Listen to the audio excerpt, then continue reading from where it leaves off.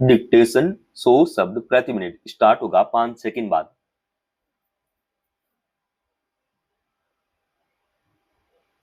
Start.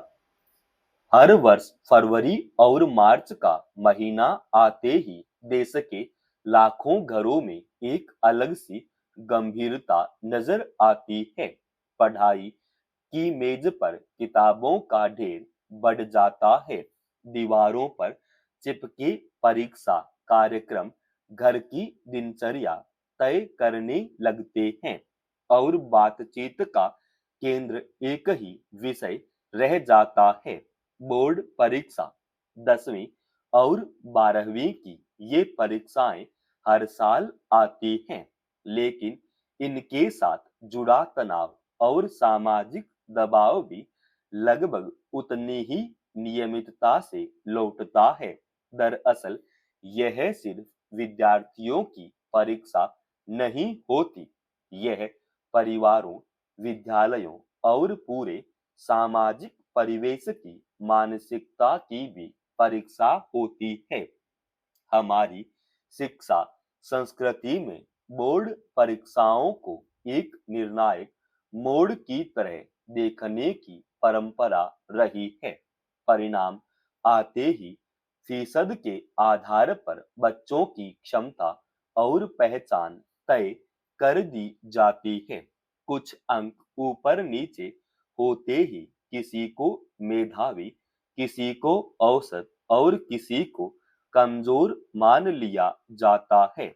यह प्रवृत्ति धीरे धीरे बच्चों के मन में यह धारणा बना देती है कि उनका पूरा भविष्य कुछ अंकों पर टिका हुआ है। यहीं से परीक्षा सीखने की स्वाभाविक प्रक्रिया न रहकर सामाजिक प्रतिष्ठा का प्रश्न बन जाती है।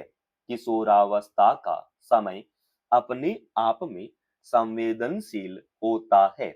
यही वह दौर है जब बच्चे अपनी क्षमताओं को पहचान रहे होते हैं और आत्मविश्वास विकसित कर रहे होते हैं। ऐसे समय में बोर्ड परीक्षा उनके सामने पहली बड़ी सार्वजनिक चुनौती बनकर आती है। परिणाम केवल परिवार तक सीमित नहीं रहता, बल्कि रिश्तेदारों, पड़ोसियों और समाज की चर्चा का विषय बन जाता है। स्वाभाविक है कि ऐसी स्थिति में बच्चों के मन में चिंता और दबाव बढ़ता है और कई बार यह दबाव पढ़ाई से अधिक उनके आत्मविश्वास को प्रभावित करता है। यहाँ एक बुनियादी सवाल यह है कि क्या कुछ घंटों की परीक्षा में मिले अंक किसी विद्यार्थी की पूरी योग्यता तय कर सकते हैं? शिक्षा का उद्देश्य केवल अंक जुटाना नहीं, बल्कि समझ, कौशल और व्यक्तित्व का विकास करना है। लेकिन जब पूरी चर्चा अंकों तक सिमट जाती है, तो सीखने की प्रक्रिया पीछे छूट जाती है और प्रतिस्पर्धा आगे आ जाती है। नई शिक्षा नीति बहुआयामी मूल्यांकन, कौशल आधारित शिक्षा और सतत आकलन की बात करती है, लेकिन सामाजिक व्यवहार अब भी अंकों को ही अंतिम सत्य मानने का आदी है।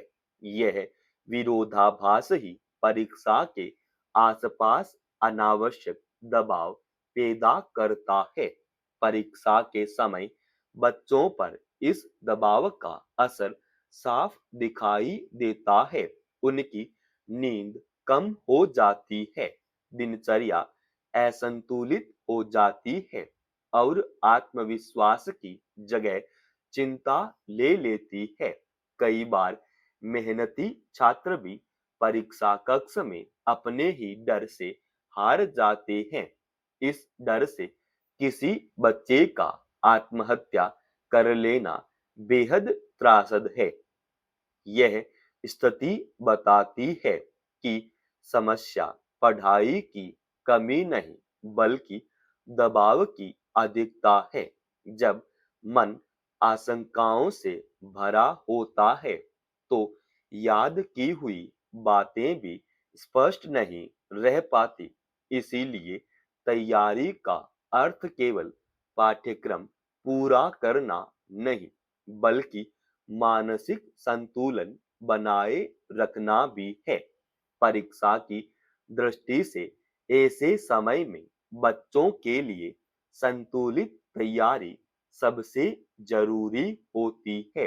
नियमित दिनचर्या, पर्याप्त नींद, हल्की शारीरिक गतिविधि और समझ के साथ की गई पढ़ाई, ये सभी बातें उनकी क्षमता को बेहतर बनाती हैं।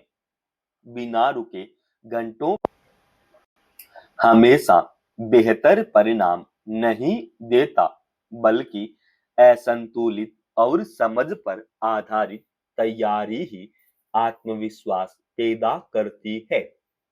परीक्षा के दिनों में यह समझना जरूरी है कि शरीर और मन दोनों को साथ लेकर चलना ही असली तैयारी है।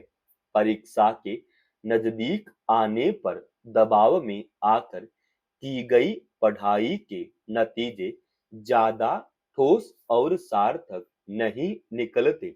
इससे संभव है कि विद्यार्थी परीक्षा पास कर जाए लेकिन ज्ञान और विवेक के स्तर पर जो मजबूती आनी चाहिए वह नहीं आ पाती।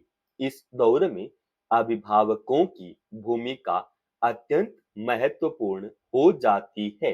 अधिकांश माता पिता बच्चों के भविष्य को लेकर चिंतित रहते हैं लेकिन कई बार यही चिंता दबाव में बदल जाती है। तुलना, अपेक्षाओं की लगातार चर्चा या परिणाम को लेकर डराने वाली बातें बच्चों के मन में असुरक्षा पैदा करती हैं। इसके विपरीत घर का शांत वातावरण, भरोसे से भरी बातचीत और नियमित दिनचर्या बच्चों को मानसिक स्थिरता देती है।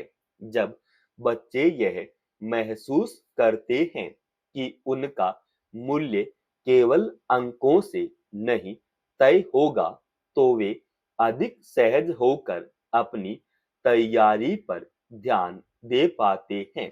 शिक्षण संस्थानों की जिम्मेदारी भी कम नहीं है। स्कूलों की रैंकिंग सबसे ज्यादा अंक लाने वाले विद्यार्थियों की सूचियां और फीसद आधारित प्रतिष्ठा की ओर कई बार बच्चों को अनावश्यक प्रतिस्पर्धा में धकेल देती है। शिक्षा का उद्देश्य जहां समझ और आलोचनात्मक विवेक विकसित करना होना चाहिए वहां परिणाम संस्थानों की साख का पैमाना बन जाता है।